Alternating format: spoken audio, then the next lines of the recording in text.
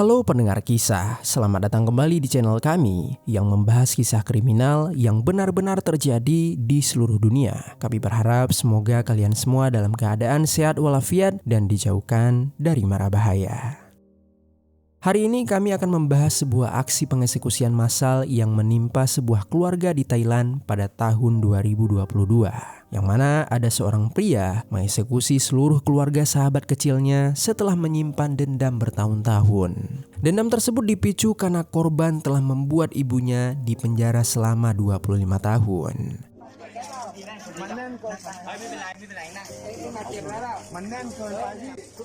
Apa bentuk tuduhan tersebut hingga pria itu bisa gelap mata mengeksekusi sahabatnya sedari kecil? Jadi beginilah kisah di baliknya.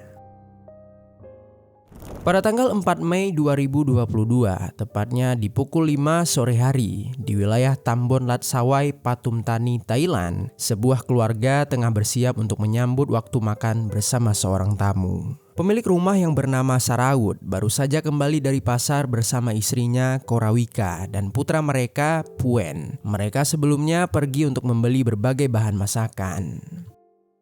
Sesampainya di rumah, ternyata tamu yang mereka tunggu telah sampai duluan. Dia adalah Min Cecam. Min sudah duduk di depan rumah Saraut bersama seekor anjing peliharaannya. Begitu melihat keluarga Saraut berjalan mendekat, Min segera berdiri dan menyapa mereka dengan senyum ramah. Sapaan itu dibalas hangat oleh Saraut sambil merangkul Min. Lalu dia segera mengajak Min masuk ke dalam rumah. Kemudian di tengah pembicaraan ringan yang berlangsung, tiba-tiba ponsel Saraut berdering. Panggilan itu berasal dari pamannya. Saraut kemudian meminta Min untuk menunggu sejenak di ruang tamu. Lalu dia melangkah ke dalam kamar untuk menjawab telepon tersebut. Kemudian di sisi lain, Puen putra Saraut langsung pergi ke dalam kamarnya. Sementara Korawika istrinya, ketika itu dia tidak langsung masuk ke dalam rumah. Dia berjalan ke rumah ibunya yang berada tepat di samping rumahnya. Ibunya itu bernama Surila, dan ketika itu Korawika hendak meminjam sebuah barang.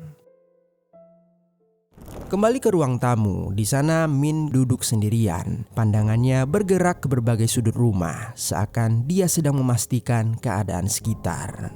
Tak seorang pun menyadari, di balik kedatangan Min tersebut tersimpan sebuah rencana kejam yang telah lama dia persiapkan. Kehangatan yang sebelumnya menyelimuti rumah itu perlahan berubah menjadi ketegangan. Tak lama kemudian, Min memasukkan tangannya ke dalam saku dan menggenggam sebuah pistol. Dengan langkah pelan, dia berjalan menuju ke kamar Saraut sambil menodongkan pistol tersebut.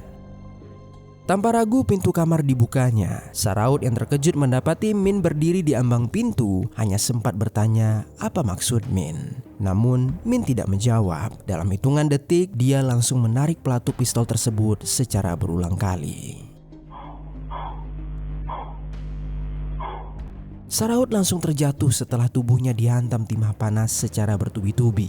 Suara tembakan menggema di dalam rumah hingga Puen, yaitu putranya, langsung lari keluar kamar dengan panik. Dia berlari menuju sumber suara dan dia melihat Min yang masih menggenggam sebuah senjata api. Kemudian karena ketakutan dia pun hendak melarikan diri keluar rumah untuk meminta pertolongan kepada ibunya. Tetapi sayangnya langkah Puen terhenti. Min lebih dulu melepaskan tembakan, membuat peluru mengenai tubuh Puen hingga dia tersungkur di dekat pintu. Lalu di sisi lain, Korawika yang sedang berada di rumah Surila mendengar suara gaduh yang mencurigakan seperti suara tembakan dan juga suara teriakan. Tanpa menunggu lagi, dia pun berlari ke arah rumahnya sambil meminta sang ibu untuk mencarikan bantuan lain. Namun sesampainya Korawika di sana, pemandangan mengerikan langsung menyambut dirinya.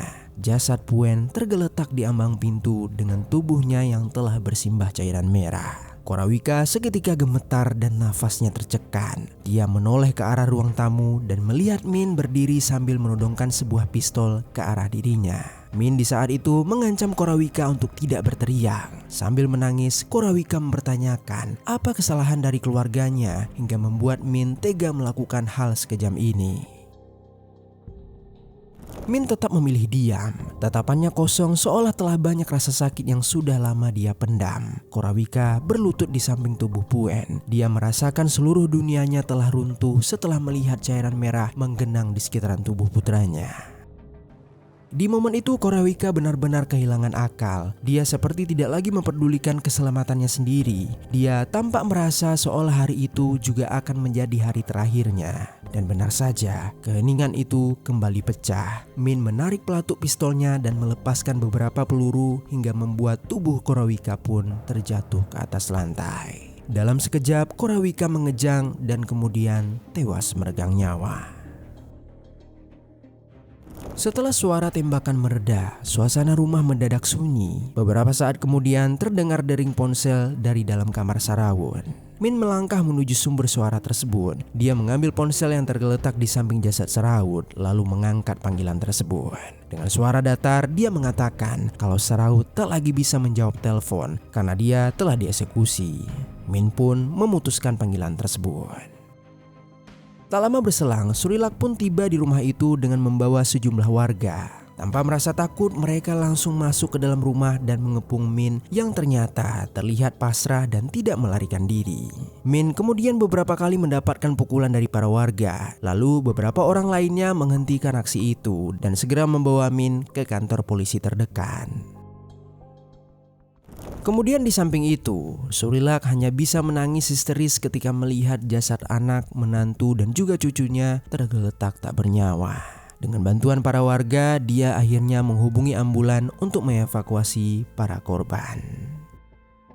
Akhirnya warga sekitar berhasil membawa Min ke kantor polisi setempat. Di sana mereka menjelaskan kepada petugas mengenai suara tembakan yang terdengar dari sebuah rumah serta penemuan 3 jasad di dalam bangunan tersebut. Mendengar laporan itu, polisi segera bergerak cepat dengan membentuk beberapa tim. Sebagian tim dikerahkan ke lokasi kejadian untuk mengamankan tempat tersebut, sementara yang lainnya ditugaskan untuk menelusuri identitas pelaku. Setelah penyelidikan awal dilakukan, polisi akhirnya mengetahui kalau pelaku merupakan Min Cecham yang berusia 29 tahun. Dari riwayat hidupnya, polisi mendapati kalau selama dia menempuh pendidikan, dia tercatat sebagai murid yang berperilaku baik dan tidak pernah terlibat pelanggaran hukum apapun. Satu-satunya catatan hukum yang pernah menimpa keluarganya hanyalah riwayat kasus yang pernah menjerat ibunya beberapa tahun silam. Melihat tidak adanya penyebab yang pasti, polisi terus mendesak Min untuk mengungkapkan alasan dibalik tindakannya tersebut. Setelah melalui interogasi yang cukup panjang, Min akhirnya buka suara. Dia mengaku kalau dirinya memiliki hubungan yang sangat dekat dengan Sarawut, yang mana mereka sudah menjalin pertemanan sejak mereka kecil. Mereka sering menghabiskan waktu bersama, bermain dan saling mengunjungi rumah masing-masing. Hubungan itu berlangsung hingga mereka dewasa. Bahkan bagi Min, Sarawut itu bukanlah sekedar sahabat, tetapi dia telah dianggap seperti keluarganya sendiri. Namun semua ini perlahan mulai berubah. Pada sekitar tahun 2015, saat itu Min mengundang Sarawut untuk makan bersama di rumahnya. Undangan itu diterima dengan senang hati dan pada hari yang telah disepakati, Sarawut datang bersama istrinya ke rumah Min. Min menyambut mereka dengan hangat dan mempersilahkan duduk di ruang makan. Di sana ibu Min telah menyiapkan beberapa hidangan. Suasana kala itu terasa akrab dan penuh tawa. Mereka menikmati makanan sambil berbincang ringan, seolah tak ada masalah apapun di antara mereka. Beberapa jam kemudian, setelah menikmati waktu bersama, Sarawut dan istrinya pamit untuk pulang. Sebelum mereka pergi, mereka mengucapkan terima kasih kepada Ibu Min atas jamuan yang telah mereka berikan. Tak lama setelah kepulangan Sarawut, situasi tiba-tiba saja berubah drastis. Beberapa tim kepolisian secara mendadak menggeledah rumah Min Cecham. Mereka mendapatkan informasi dari seorang saksi terkait keberadaan obat-obatan terlarang di rumah Min tersebut. Min mengaku saat itu dia hanya bisa pasrah mengikuti pemeriksaan karena dia merasa sama sekali tidak mengetahui apa-apa. Dia bersikeras bahwa tidak ada seorang pun di rumahnya yang menggunakan atau menyimpan obat-obatan terlarang tersebut. Namun kenyataan berkata lain. Polisi ternyata menemukan sebuah obat terlarang di kamar Ibu Min. Pada hari yang sama, penyelidikan dilakukan secara menyeluruh hingga akhirnya sang ibu pun dijatuhi hukuman penjara selama 25 tahun. Di dalam interogasinya, Min mengaku kalau vonis tersebut menghancurkan hidupnya, yang mana dia sangat terpukul dan tidak dapat menerima kenyataan tersebut. Dalam pikiran Min, dia percaya kalau ibunya tidak pernah mengonsumsi apalagi menyimpan obat-obat seperti itu. Dan dari situlah kecurigaan mulai tumbuh. Min meyakini kalau Saraut telah menjebaknya dan obat tersebut sengaja diletakkan di rumahnya saat mereka makan bersama. Sejak peristiwa tersebut, kehidupan Min berubah drastis. Dia menarik diri dari lingkungan sosial, memutuskan komunikasi dengan banyak orang, dan hidup dalam keterasingan. Hari-harinya dipenuhi oleh satu pikiran yang terus berulang-ulang, yaitu dia harus membalas dendam kepada Saraut, yang mana Saraut telah dianggap olehnya sebagai penyebab kehancuran keluarganya. Oleh sebab itulah, amarah dan luka batin yang tak pernah sembuh, Min pun akhirnya menyusun sebuah rencana. Dia berniat menghabisi seluruh keluarga Saraut sebagai bentuk balas dendam.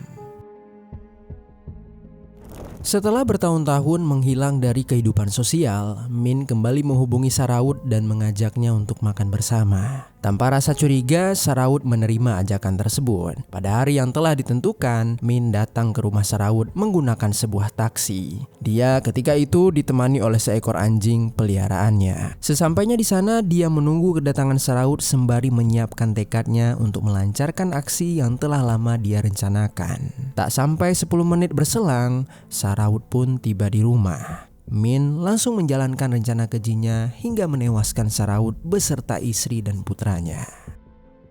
Setelah mendengar seluruh pengakuan itu, polisi segera mengamankan Min. Lalu mereka melanjutkan penyelidikan untuk memeriksa bukti-bukti tambahan yang berkaitan dengan kasus ini. Selanjutnya, fokus penyelidikan polisi beralih pada kondisi para korban. Setelah proses evakuasi selesai dilakukan, penyidik mencatat identitas para korban dalam tragedi ini. Mereka adalah Saraut Tiamra berusia 27 tahun, lalu Korawika Srikram berusia 37 tahun, serta putra kecil mereka bernama Pawinawat Tiamra yang akrab disapa dengan Puen. Dia baru saja berusia 5 tahun.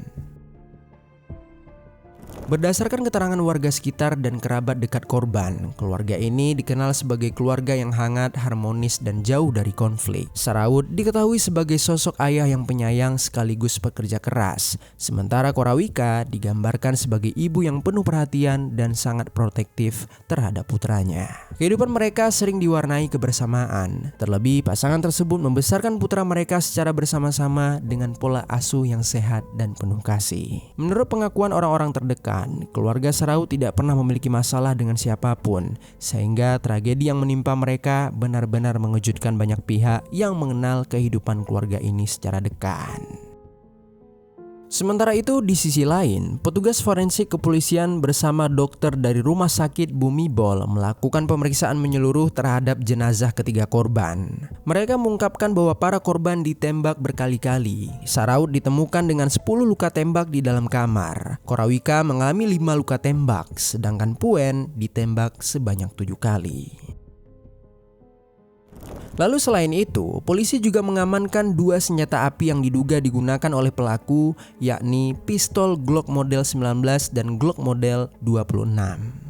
Kemudian untuk memperkuat proses penangkapan dan penyelidikan, polisi mengumpulkan keterangan dari sejumlah saksi. Salah satu saksi adalah seorang pria bernama Picai yang merupakan paman dari Saraut. Dia melaporkan kalau pada saat kejadian dirinya berada di Bangkok dan tengah melakukan panggilan telepon dengan Saraut untuk meminjam sejumlah uang. Namun di tengah percakapan, Picai tiba-tiba mendengar 3 suara tembakan yang disusul dengan tangisan Puen. Tak lama kemudian terdengar suara seperti ponsel terjatuh sebelum sambungan telepon itu terputus. Karena merasa sangat khawatir, Picai kembali menghubungi Saraut untuk memastikan keadaannya. Awalnya Picai sempat merasa lega karena panggilan tersebut kembali terangkat. Akan tetapi semua itu seketika berubah menjadi ketakutan. Suara yang dia dengar bukanlah suara Saraut, melainkan suara pelaku. Picai dengan panik menanyakan apa yang sedang terjadi. Pelaku dengan tenang mengakui kalau dia baru saja menembak seluruh korban. Setelah mendengar pengakuan tersebut, Pichai segera menghubungi anggota keluarga lain untuk menyampaikan kabar mengerikan itu agar bantuan dapat segera diberikan. Lalu di samping itu, meskipun polisi telah meyakini kalau pelaku adalah Min, penyidik tetap menelusuri rekaman CCTV di sekitaran lokasi kejadian untuk mengonfirmasi pengakuannya. Dari rekaman tersebut terlihat jelas bahwa pelaku menaiki sebuah taksi menuju ke rumah korban sesuai dengan apa yang telah dia katakan. Dia juga terlihat menunggu keluarga korban pulang di depan rumah. Bahkan dalam rekaman CCTV itu, suara tembakan terdengar sangat keras dan terjadi dalam rentang waktu yang cukup singkat.